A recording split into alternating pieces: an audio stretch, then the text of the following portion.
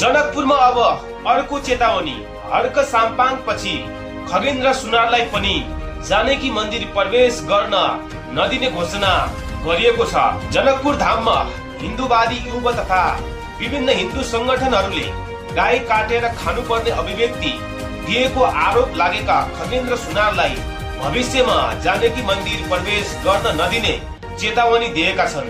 उनीहरूको भनाइ अनुसार आज हर्क साम्पाङलाई रोक लगाए जस्तै खगेन्द्र सुनार मन्दिर आएमा पनि विरोध र प्रतिकार गरिनेछ। साथै हिन्दू धर्मको विरोध गरेको आरोप लागेका जो कोहीलाई पनि जानकी मन्दिर भित्र प्रवेश गर्न नदिने दाबी उनीहरूले गरेका छन्। खगेन्द्र सुनारले केही वर्ष अघि एक टेलिभिजन अन्तर्वार्तामा गाई काटेर खानुपर्ने धारणा व्यक्त गरेका थिए भन्ने भिडियो अहिले फेरि सामाजिक सञ्जालमा चर्चामा छ।